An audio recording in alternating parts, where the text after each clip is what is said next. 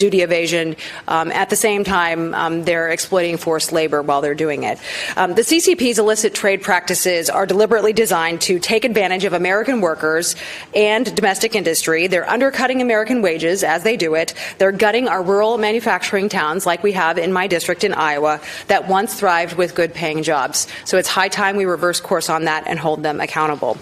I'm so pleased to work on the Select Committee on competition with the Chinese Communist Party.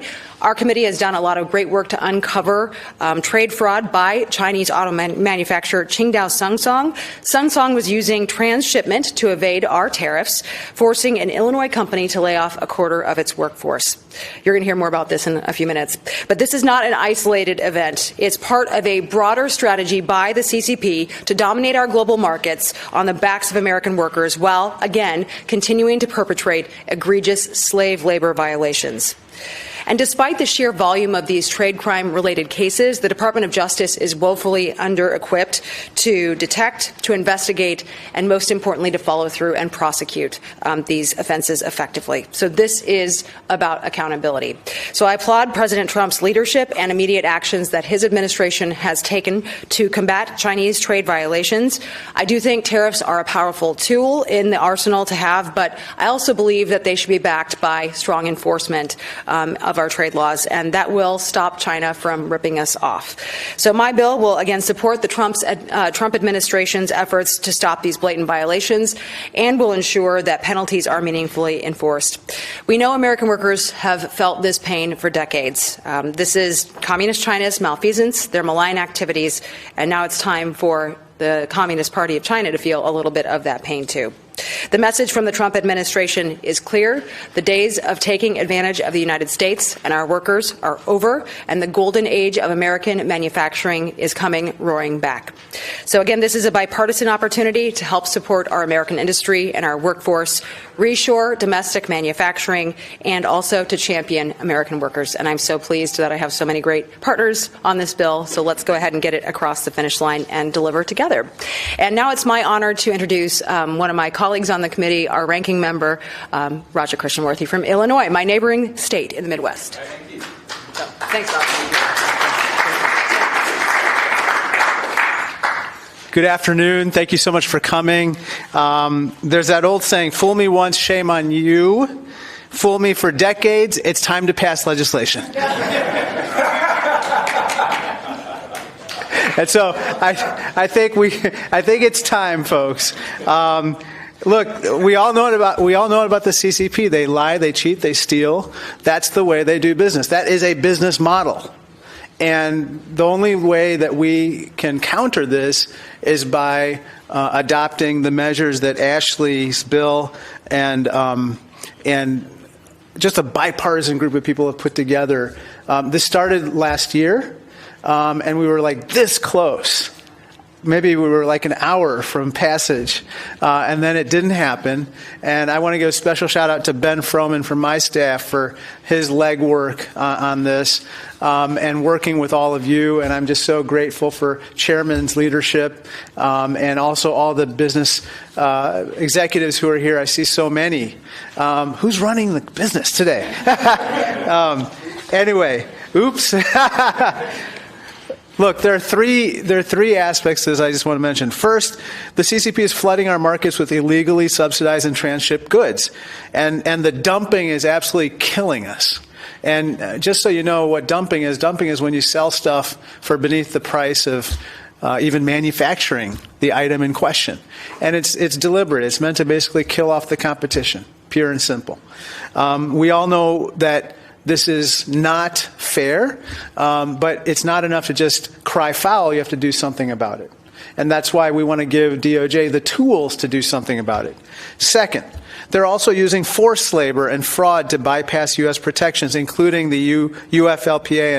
And John and I and Ted and others have spoken about this numerous times. There's a Uyghur genocide happening in the northwest province of Xinjiang in China. And we know that is also like the manufacturing heartland for China. Why?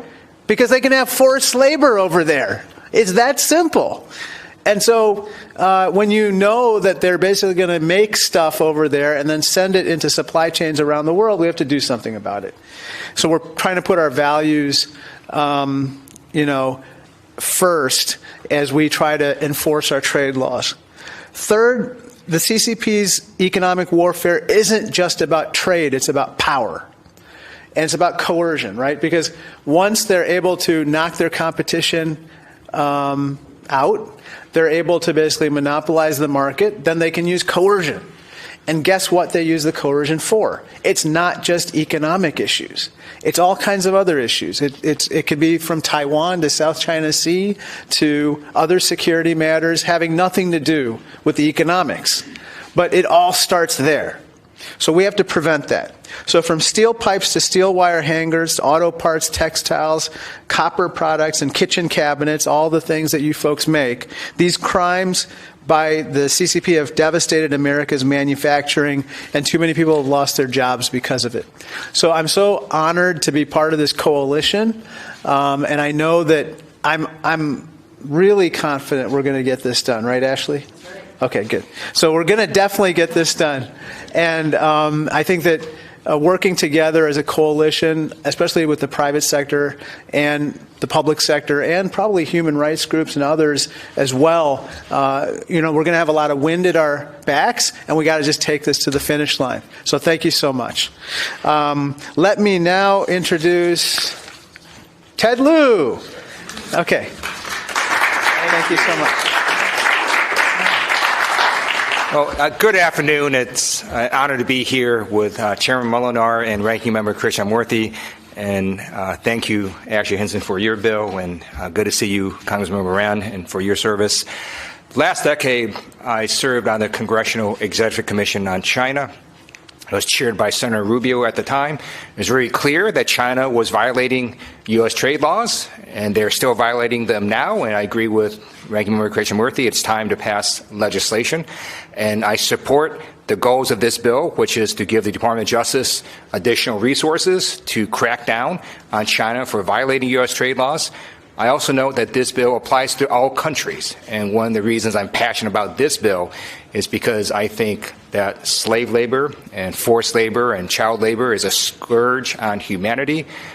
Around the world, there are 28 million adults trapped in forced labor and 160 million children worldwide, ages 5 to 17, trapped in child labor. So this is a great bill. It's bipartisan, and thank you to all the business executives here in support of it. And whatever I can do to help it pass, I will. So thank you.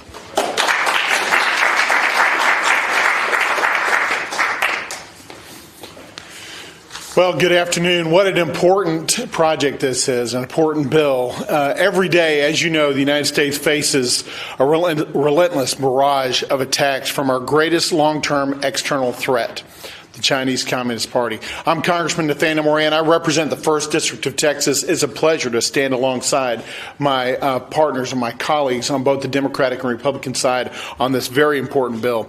One of the ways that China undermines America is through unfair trade practices, as you know, including fraud, duty evasion, and transshipment. These tactics hurt and sometimes kill our American businesses and our workers by making it harder for them to compete, ultimately leading to job losses. The numbers speak for themselves. 80% of all economic espionage prosecutions by the Department of Justice involve illegal actions that directly benefit the Chinese state. Additionally, 60% of all trade secret theft cases have ties to China. Those numbers are astounding. We know where our adversary is in this world economically, from a security standpoint, from a diplomatic standpoint, and frankly, just about every aspect that we see day in and day out, and it's China. These are direct threats to not only our economic security, but our national security, and they're threats to the folks in East Texas who I represent, but they're threats to everybody across the United States. That's why I'm proud to support the Protecting American Industry and Labor from International Trades Crime Act by my colleague, Congressman Ashley Hinson. By establishing a dedicated task force within the Department of Justice's Criminal Division to investigate and prosecute these trade-related crimes, this critical legislation takes the fight to China and its co-conspirators. I also believe that the best defense is a great offense in this particular instance. We heard a lot about that today in our hearing, taking it to the offenders in this world, particularly in China. And it's long overdue for America to go on the offensive against the Chinese Communist Party. By empowering the Department of Justice to crack down on trade violations by China, we can deter these crimes before they happen, and we can punish those wrongdoers after it happens. This new task force will also strengthen our nationwide response to economic espionage, providing essential training and technical assistance to federal, state, and local law enforcement agencies to expand investigations and prosecutions. We must stand up for the American taxpayer. We must protect our innovation and our industry, to protect our privacy, and to protect our national security. We cannot allow the CCP's economic warfare to go unanswered, and this bill helps us in that fight. Thank you to Congresswoman Hinson, Chairman Molinar, Ranking Member Krishnamoorthi, and for all the others that are standing in the gap for American taxpayers day in and day out. Congressman Lieu, thank you for your work as well. I look forward to the passage of this important bill and its implementation, and I look forward to going on the offensive. Best to you today. Now we'd like to hear from some industry partners today. So I'd like to invite up the first industry partner today, Mr. Muth. Come on. Good afternoon. I'm Tom Muth. I'm the president of the Pipe and Tube Division for Zeckelman. We're the largest independent pipe and tube producer in North America. We employ over 3,000 teammates in the United States and operate 21 factories. I want to thank today the congressmen that are responsible for introducing the bill. Very much appreciate the support. It's really, really noticed in our teammates in our factories. For too long, we've allowed China and the heavily subsidized steel industry in China unlimited access to our markets. For over 2 decades, Zeckelman has been battling against these unfairly traded imports from China. These imports have cost us significantly. We've been forced to close factories, reduce employment, and reduce investment. Even today, over 50% of the U.S. steel pipe and tube market is supplied by imports. There's plenty of capacity to supply this market in the United States. Today, these imports come not directly from China, but indirectly. They come from countries like Oman, Thailand, Vietnam, and the UAE. These are all major importers of subsidized and dumped hot roll steel from China. These products flow from these countries into our markets. Just last year, we had to file a trade case against Chinese steel producers for dumping hot roll coil into Oman. That product is then transformed into steel pipe and dumped in our market, costing us jobs, markets, investment. Just last week, U.S. Customs and Border Patrol reported that China transshipped OCTG steel pipe into the United States through Thailand, avoiding anti-dumping and countervailing duties in the amount of $300 million. That's $300 million lost to the American taxpayer, and more importantly, that's lost jobs, investment, and impacts on communities. We strongly support the work of this subcommittee and these bills to stop and restrain Chinese efforts, and the countries like Oman, Thailand, Vietnam, and the UAE that support their attacks on our markets, our jobs, and our communities. Thank you.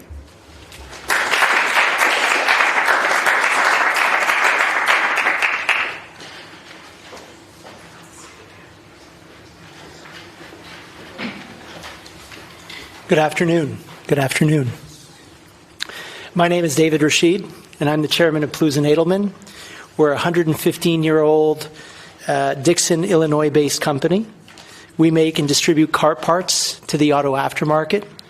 Our customers include companies like AutoZone, Advance, Napa, United. Since 2015, we've been engaged in a brutal price war with a Chinese state-backed manufacturer. In 2018 and 2019, we thought the 301 tariffs would help level the playing field. They didn't. Instead, our competitors shipped product through 2 Thai companies, obscuring its origin before dumping it into the U.S. tariff-free. A calculated fraud. We hired investigators. We built an airtight case. We thought it would be a slam dunk. We went to 3 agencies over 3 years. We got nothing. In 2023, the Select Committee on the CCP called it a blatant case of trade fraud. In early 24, Department of Homeland Security officers raided our competitor's facility in Ohio. Yet somehow, as I stand here today, their doors remain open and they continue to build their business. The wait has been painful. For years, we've had to make gut-wrenching decisions. We've had to shut down and move production lines. We've had to tell skilled workers, loyal workers, that they no longer had a job. And we had to defer investment. And it's not because we lost. It's because the system didn't work for us. And we're not alone. I mean, there are 8, 9 of us here today. But for everyone here, there are hundreds, if not thousands, of companies that are fighting this issue. Many of them remain silent, fearful of retaliation from either their supply base or their customers, or convinced that the system will not protect them. I know because many of them confide in me. So today we are here on behalf of all of them, all of those who can't speak up or are afraid to speak out. We refuse to be victims. Instead, we fight for an enforcement system that punishes cheaters and protects American industry and workers. I urge you to support this legislation, which promises real resources, real accountability, real penalties, not just fines, but prison. I thank Congresswoman Hinson for your work. Chairman Molinar, thank you very much. Raja Krishnamoorthi, the entire Select Committee, thank you very much for your work. It's very important.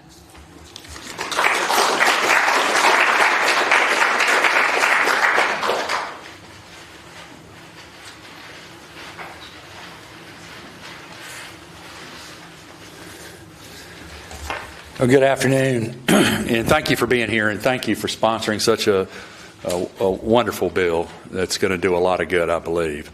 My name's Andy Warlick, and I'm the Chairman and Chief Executive Officer of Parkdale Mills. We're headquartered in North Carolina. We're a 109-year-old business. We operate 15 plants in 7 different states. We are the largest yarn spinner in the United States. Our products service the military, healthcare, beauty, apparel, automotive, and various other government and consumer markets. A strong American textile industry is vital for the integrity of our national security supply chains. Without us, the men and women of our armed forces could be stuck in gear and uniforms made in China.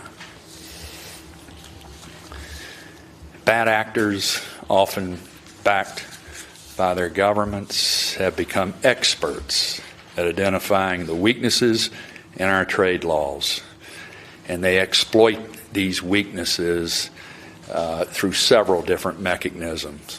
For example, while imports of textiles and apparel from Asia have increased approximately 60% in recent years, the duties being collected for imports of these products has remained flat, despite additional penalty tariffs that have been put in place during that first period or that period of time. The discrepancy speaks to the widespread customs fraud designed to deny our government rightful revenue, shutter our factories, and put Americans out of work. Our industry, the last 20 months, has shut down 27 factories because of this. We desperately need dedicated, coordinated U.S. government effort to investigate and prosecute predatory trade violators. Till that happens, bad actors will continue to become more brazen, and crimes like misclassification, transshipment, and undervaluation will become increasingly routine rather than rare. This is an area where what we've seen, crime pays. It's time, I believe, to recognize that those that have defended free trade have unknowingly been supporters of blatant mercantilism. Mercantilism disguised like a Trojan horse as free trade. The only thing free has been the access to the U.S. market, and that access to other countries is denied to U.S. manufacturers, whether through high tariffs, duties, VAT taxes at the border, government subsidies, or devalued currency. Is it any wonder we don't make anything in this country anymore? Free trade's a unicorn. No one practices it but us. Today we hear tariffs, our administration will cause a trade war. Well, we lost that war 30 years ago. All you have to do is look at our trade deficit. Other countries don't buy our stuff unless they can't make it, or they can't get it, or they have to have it. And you only have to look at what we export to prove that. We are, without a doubt, the most insulated country in the world to a trade war. I believe it's time to get serious about making U.S. manufacturing great again. Thank you.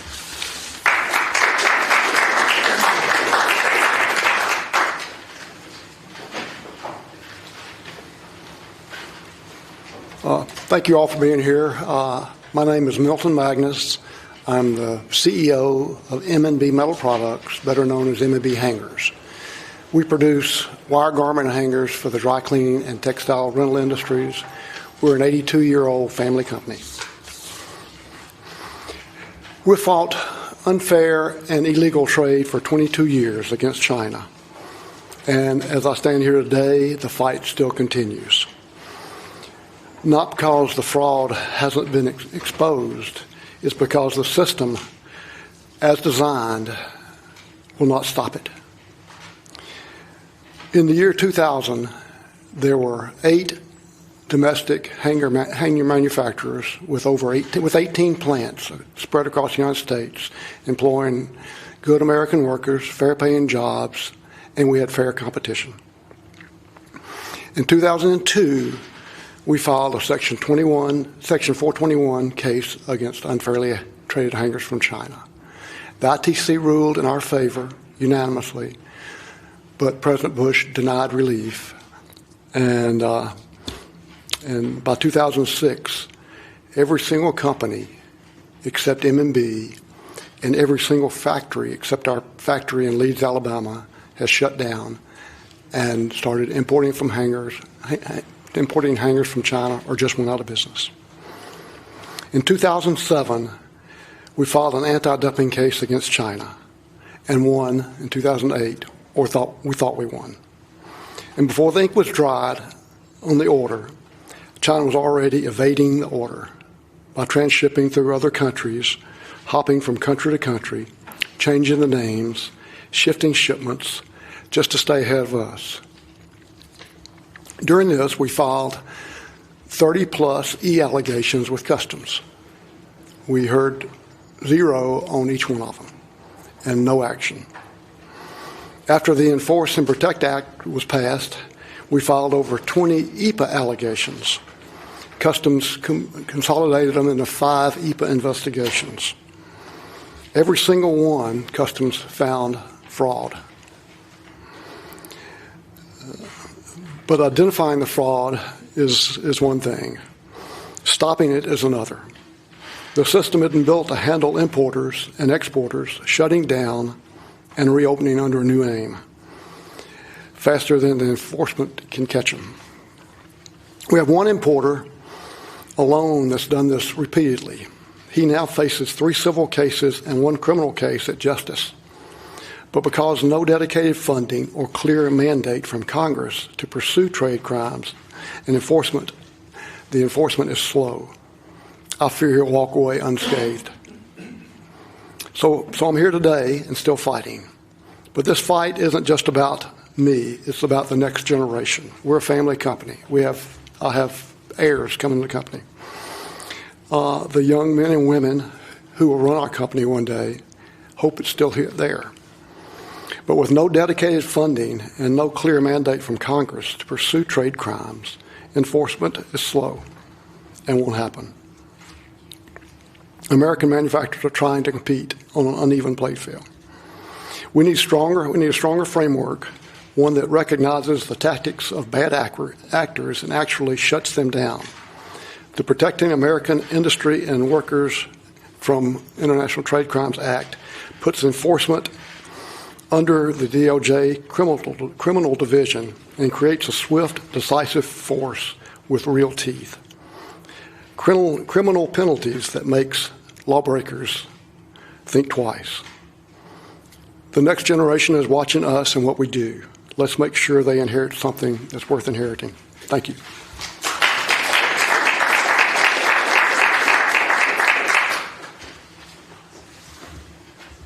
Good afternoon. My name is Betsy Natz. I'm the CEO of the Kitchen Cabinet Manufacturers Association and the American Kitchen Cabinet Alliance. Our industry represents more than 8,000 manufacturers and 250,000 hardworking men and women spread throughout the United States, mostly, I would add, in rural America. For the last 5 years, our industry has been under siege by relentless trade fraud. In 2019, our industry, through the American Kitchen Cabinet Alliance, filed one of the largest trade cases in U.S. history, if not the largest trade case, called the Anti-Dumping and Countervailing Duty Petitions. 1 year later, the Department of Commerce imposed up to 260% tariffs, and the International Trade Commission, in a ruling of 5-0, voted that the domestic cabinet industry had been materially injured as a result of unfair trade. Our industry organization is small. By the end of next year, we will have spent $10 million litigating this case. But instead of stopping, China adapted. They evaded the duties by funneling in their products through Vietnam, Malaysia, Cambodia, Indonesia, the list goes on, disguising the cabinets and component parts as coming from their country versus the country of origin, which was China. Since 2020, we have filed case after case with Customs and Border Protection, EPA allegations, and won on everyone at the investigative level, only to have the senior leadership of CBP overturn those decisions. Meanwhile, the damage continues. U.S. cabinet imports from China have reached a record low of 12 million.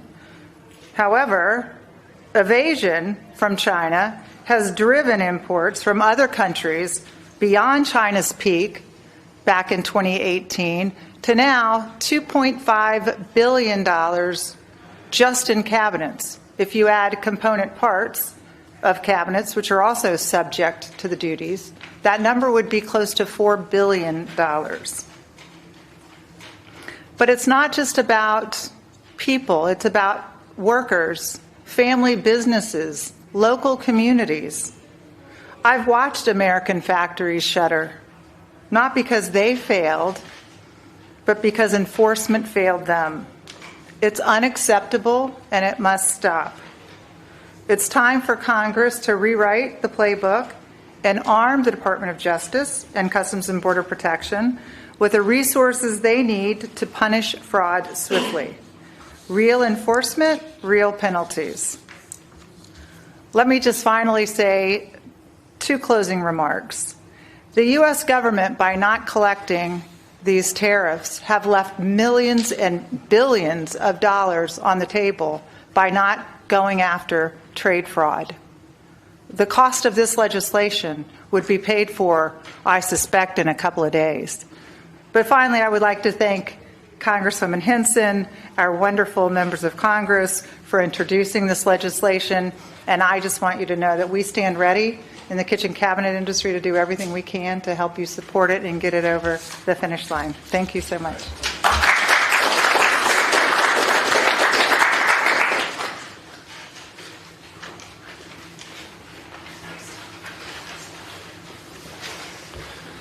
Good afternoon, everyone. I'm Brad Muller. I work for Charlotte Pipe and Foundry. I've been with the company for 23 years. Founded in 1901, we are a fifth-generation family-owned business and the largest U.S. producer of cast iron and plastic pipe and fittings for plumbing. We employ nearly 2,000 workers in 8 plants across America. For years, we have battled unfairly traded imports of cast iron products. Heavily subsidized Chinese foundries operate below cost and dump these products in the United States far below fair market value. Over the course of the last 7 years, we have spent millions of dollars to avail ourselves of every legal remedy to stop dumping, illegal subsidies, transshipment, and customs fraud from Chinese producers who wish to take our jobs. We have filed and won anti-dumping and countervailing duty cases, with duties ranging from 41 to 494%. To avoid paying these duties, Chinese producers transship their products through third countries, primarily Malaysia and Cambodia, where they are fraudulently labeled as originating from those nations. We have filed more than a dozen Enforce and Protect, or EPA, petitions. In each case, Customs found the evasion of the AD/CVD orders. They found in our favor. Despite Customs' good faith efforts, they have been unable to stop these illegal trade flows that continue to harm our industry. By our estimate, and to Betsy's point, we believe Customs has been unable to collect $51 million in duties owed on our products alone, robbing the Treasury of revenue it desperately needs. Current penalties for such behavior are woefully inadequate. To put it bluntly, the AD/CVD process and the EPA process is broken and in desperate need of repair. To address this, we have a separate bill called the Fighting Trade Cheats Act. Short of the provisions in this bicameral and bipartisan bill, industries will no longer under CVD cases. These cases are costly to file and win, and the promise of relief has become non-existent in the face of rampant cheating and lax trade enforcement. Thank you for your efforts, and thank you for your leadership on this issue, and we desperately need your help. Thank you.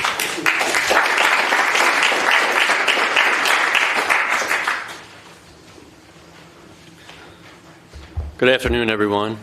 I'm Christopher Carney, General Counsel for FDP. We're a Virginia-based manufacturer and supplier of brake components into the U.S. automotive aftermarket. Our industry is substantial, totaling almost $140 billion worth of sales annually and supporting nearly 300 million vehicles on U.S. roads today.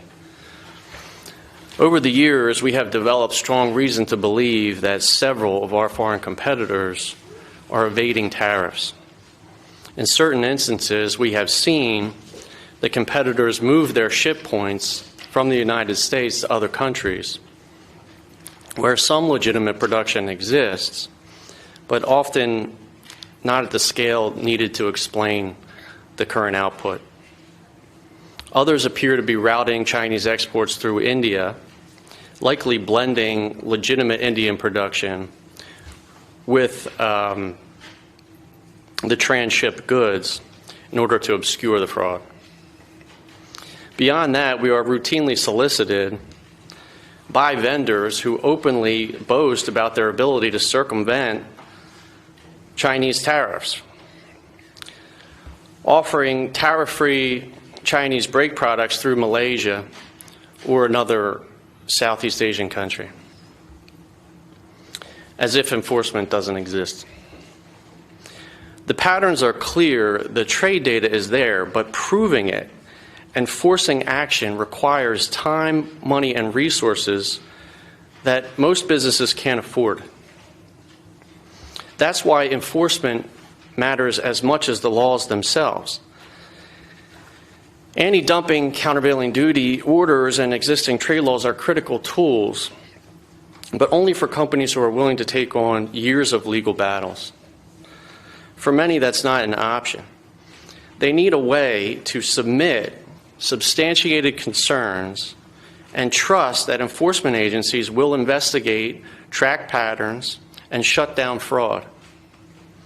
I believe that the Protecting American Industry and Workers Act works to fill this gap. It aligns enforcement with reality, reducing the probability that trade cheats slip through bureaucratic cracks. It creates a more agile, proactive force with real deterrence and penalties that make lawbreakers think twice. If we want tariffs to work, we need enforcement that is fast, decisive, and streamlined, thereby ensuring that the cost of evasion always outweighs the benefits. Thank you.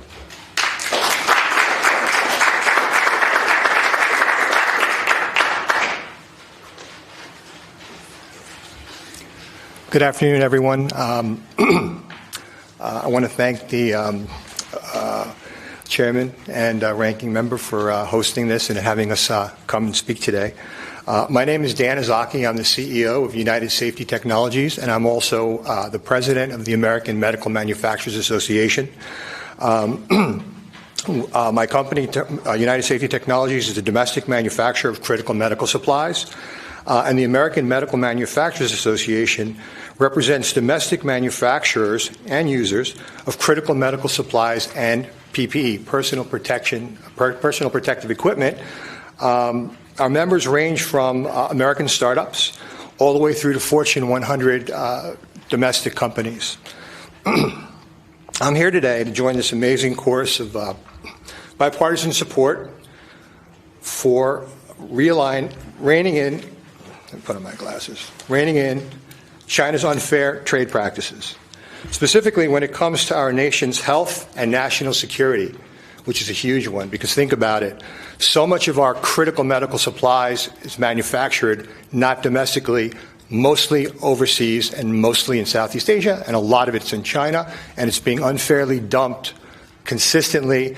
As a matter of fact, after COVID, there's more production of the products that we critically rely on here than pre-COVID.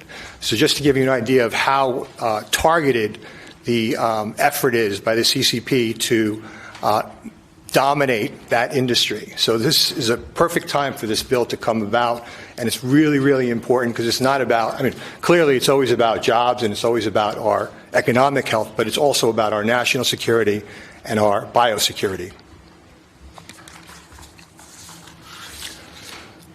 So American Medical Manufacturers Association stands alongside President Trump, his early vocal leadership from his first administration prioritizing domestic manufacturing and took action against China and other unfair trade practices. The crucial bipartisan work of this committee can build enforcement mechanisms for trade laws already on the books. It can help Congress hold the entire government accountable as purchasers via the Make PPE in America Act, which is already on the books. That would stipulate that the domestic agencies, our agencies like buy American-made product or preference American-made product. The committee can enforce a de minimis rule, which prevents our markets from being flooded with cheap goods of poor quality that threaten health and safety. The committee can oppose transshipments in which bad actors reroute Chinese-manufactured products through other countries. Today, Vietnam and other non-democratic nations are turning into China 2.0. Finally, this committee and the President can identify, set, and enforce selected and highly targeted tariffs that enable manufacturers to compete on a level playing field. The committee members and President Trump stand alongside the American workers as well as entrepreneurs. Companies like our members stand ready to compete head-to-head with anyone as long as the rules are clear and enforced. We sincerely appreciate President Trump's continued leadership and this committee's vital work in restoring American manufacturing dominance. With President Trump at the helm, we can once again ensure that Made in America means securing our nation's health, prosperity, and security. Thank you all.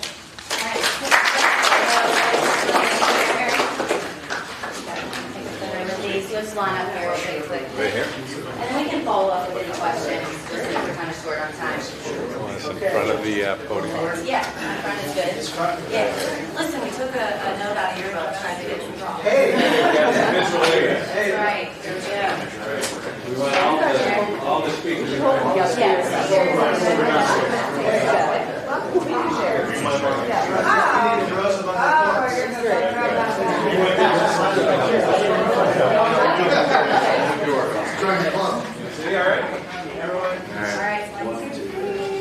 Wait, we're missing a CEO. We are. Are we I can spot a CEO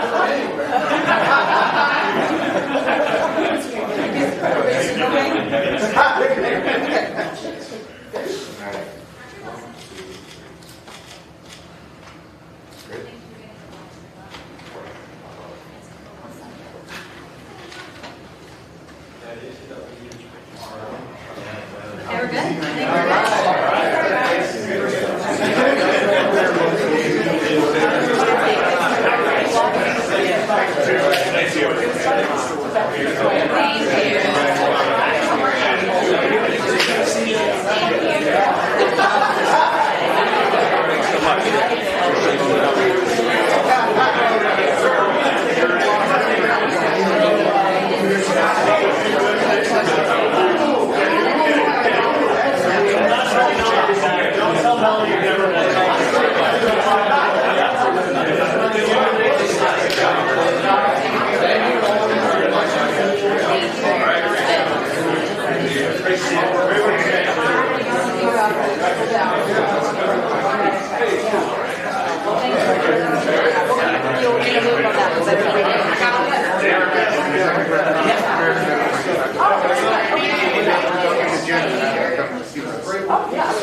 Thank you so much for all that. We're here to help you with I appreciate it.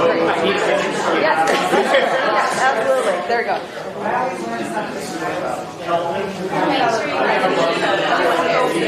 go.